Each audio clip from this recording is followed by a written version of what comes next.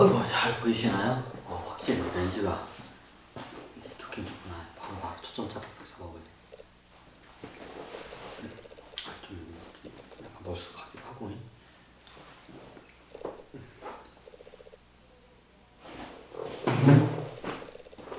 이 정도나? 이렇게 되는데. 이번에 아까 제가 옆으로 샌더 적었는데, 원래 오늘 강의의 목적이, 저기 뭐냐, 얼굴을 이렇게 또 집중적으로 나옵니다. 강의 오늘 목적이, 이번에 주식 강의, 저기 메타버스 요즘 뭐 이게 화두가 겁나게 나잖아요.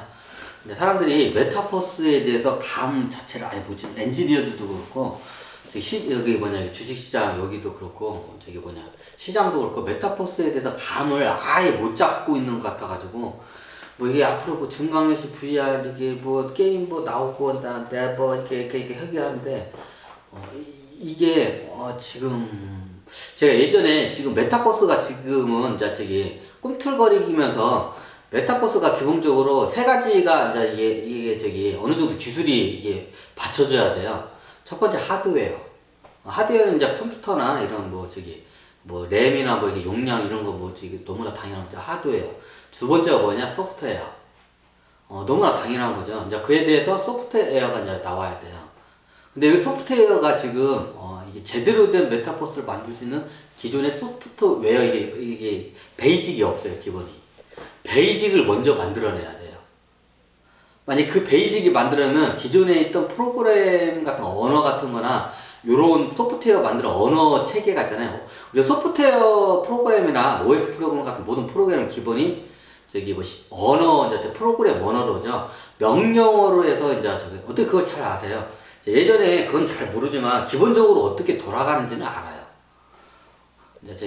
근데 기본적으로 뭐 예전에 뭐 C 언어, 베이직 언어, 뭐 무슨 언어, 뭐 자바 언어, 뭐시기 언어, 뭐 이렇게 프로그램 언어가 많아요. 근데 앞으로는 이 언어들이 다 이게 기존에 있던 언어들이 거의 다 필요가 없게 될 거예요. 이제 여기서 완전히 다른 언어 체계로 이제 도약을 해버려요. 자, 기본적으로 모든 프로그램 언어는 영어로 되어 있죠. 영어는 굉장히 이게 비효율적인 언어 체계예요. 예전에도 그 천신계에서는 제가 예전에 한번 근데 쓰는 언어가 딱 4개, 5개인가? 동그라미, 천, 네모, 지, 인, 엑스, 인, 그리고 점.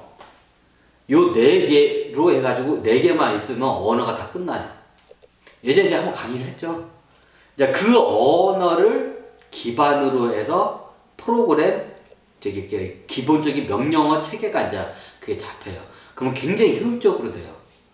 이 컴퓨터 문명이 영어권 문명에서 먼저 이게 영국에서 이게 컴퓨터가 최초로 이게 개발되고 미국에서 이제 꽃을 피웠어요. 이게 컴퓨터라는 게. 그러다 보니까 영국도 그렇고 미국도 그렇고 언어가 영어 체계죠.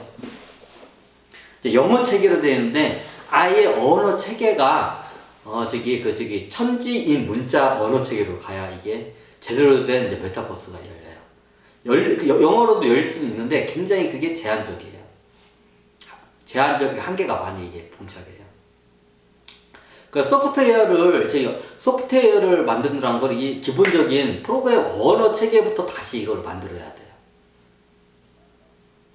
완전 뜯어고쳐야 돼요. 기존에 있던 프로그래머들 다 아마 거의 기존에 있던 지식은 거의 필요가 이제 개념 정도만 이게 필요가 좀 이게 이해되지 완전 필요가 없는 세상이 와요. 이제 그게 아직은 제가 보니까 그걸 개발하는 회사도 없고 개념 자체도 잡은 회사도 없는데 예전에 말하는 그 4개의 언어인 천지인 그리고 점 천지인 점 동그라미 네모 x 그리고 점 요 4개의 언어로 해가지고 기본적으로 만들어요. 프로그램 언어가. 네, 그리고 명령어 체계가 아니라 상호 소통 체계로 돼요. 우리가 쓰고 있는 현대 모든 프로그램은 다 명령어 체계예요. 언어가. 프로그램 언어. 근데 어떻게냐? 상호 소통형 체계로 돼요. 언어가. 그건 제가 자세히 설명을 못 드려요.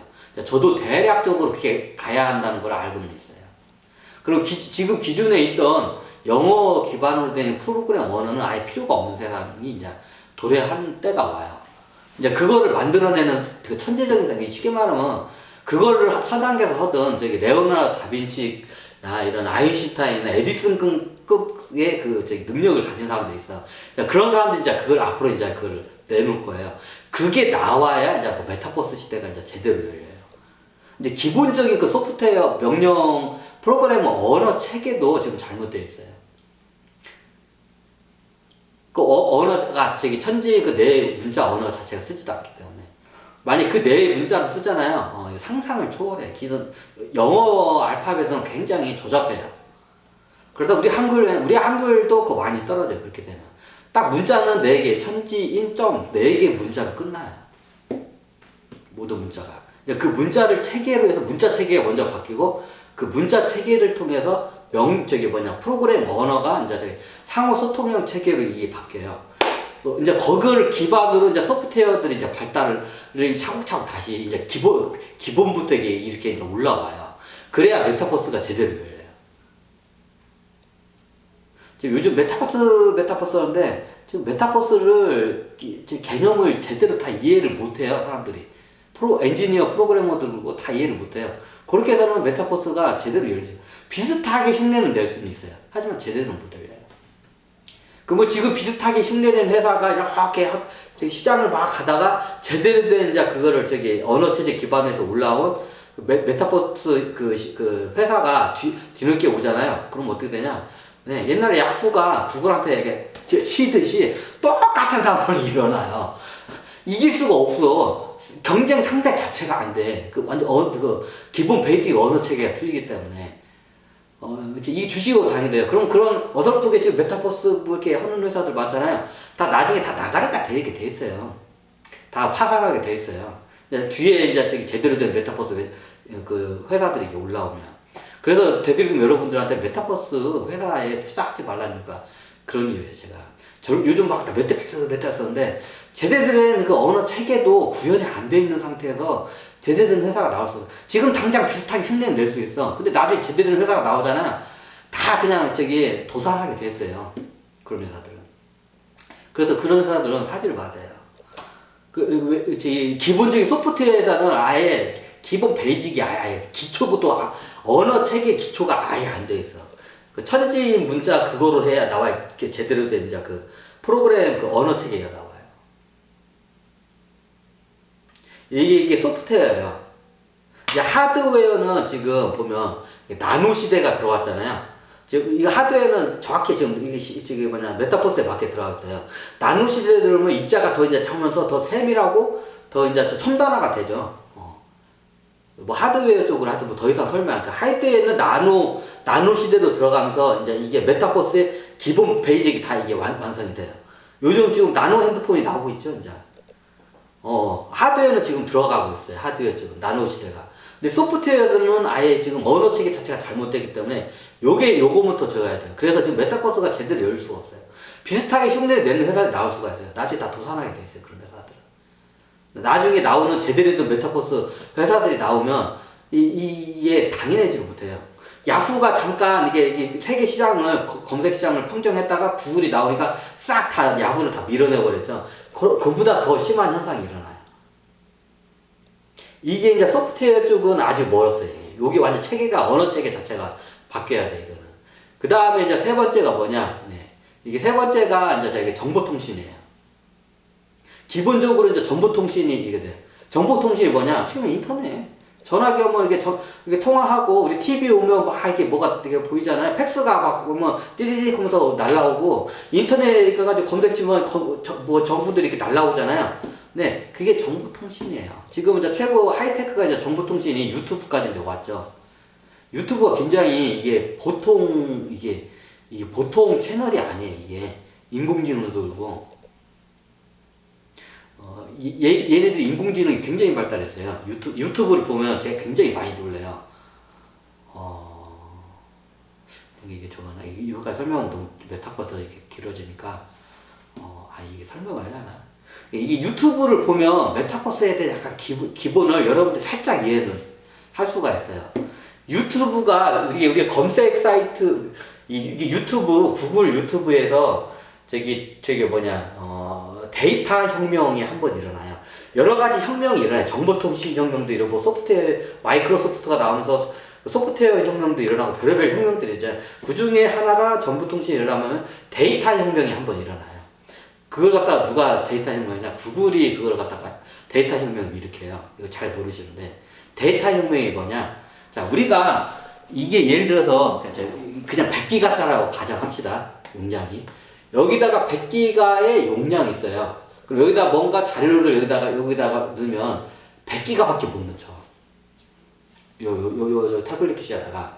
예를 들어서 영화 한 편이 우리가 보고 싶어. 영화 한 편을 다운을 받아. 여기 하드웨어에다가 자.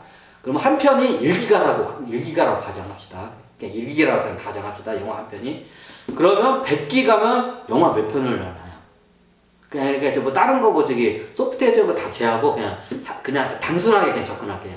100기가면 1기가짜리 영화를 몇 편을 갖다 여기다 저장을 할 수 있나요? 네. 단 100편밖에 저장을 못해요. 여기 100편밖에 저장을 못해요. 예, 이게 이제 하드웨어, 이게 한계예요. 이게 하드웨어예요. 여기 있는 100기가라는 하드웨어 한계예요. 1기가짜리 영화를 100개밖에 못 넣어. 자, 이해가 되시죠? 그러면 이게 정보통신이 하면서 우리가 영화를 무료로 유튜브 영화도 있고 무료 영화들도 있고 무료로 다운받는 사이트들도 있고 아니면 넷플릭스 같은 데도 있죠. 그럼 여기서 영화에 대한 데이터를 엄청난 서버에다가 넣겠죠. 그럼 어떻게 넣나요? 그러면 여기는 예를 들어서 말도 안 되는 이런 1테라라고 할게요. 1테라급 서버들가 겁나게 있어. 그럼 1테라급 서버에 그러니까 100테라라고 하나? 요즘 100테라서라고 하나? 100테라까지 왔죠? 거의 서버가 100테라짜리 서버야. 서버 하나가 100테라짜리야. 100테라면 1테라가 1000기가예요.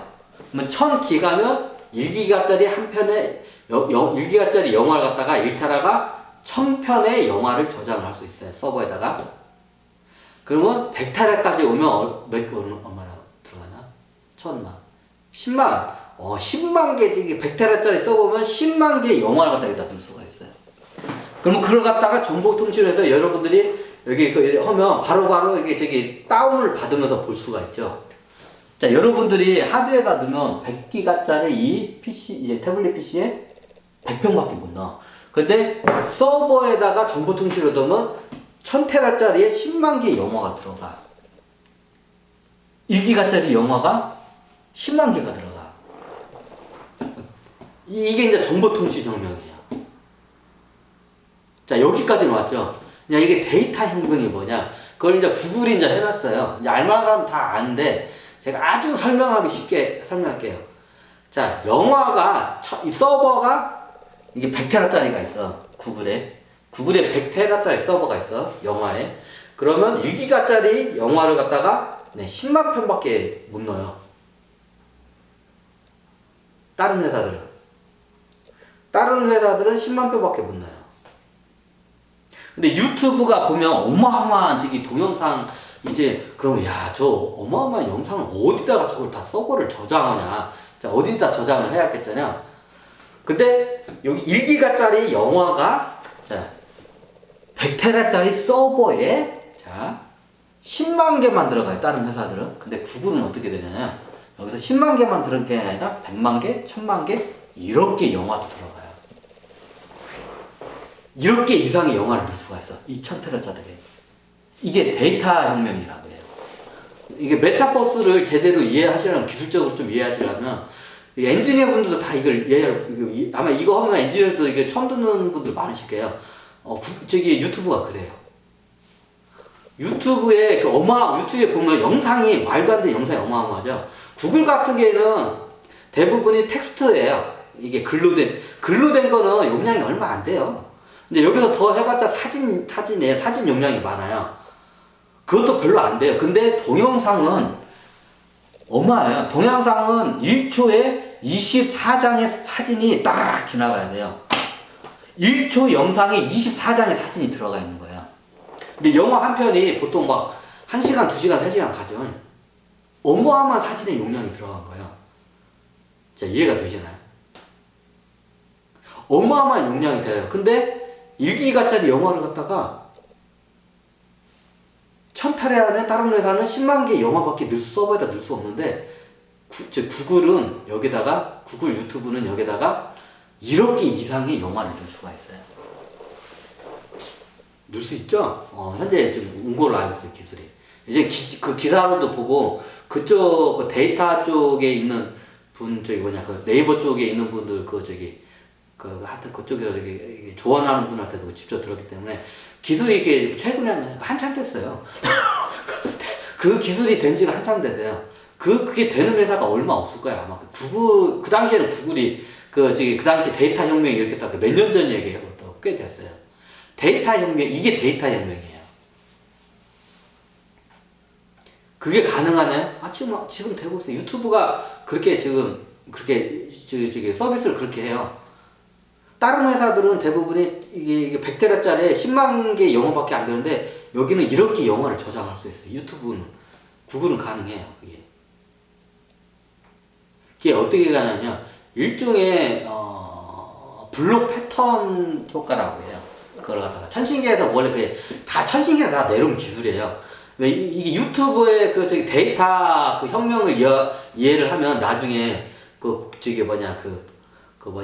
메타버스 시대가 쉽게 이해가 돼요. 왜 메타버스는 이게 데이터 용량이 어마어마해요. 이게 장난이 아니야. 그거는 제가 뒤에서 설명을 드릴게요. 유튜브의 그 데이터를 이게 어느 정도 설명하면 돼요.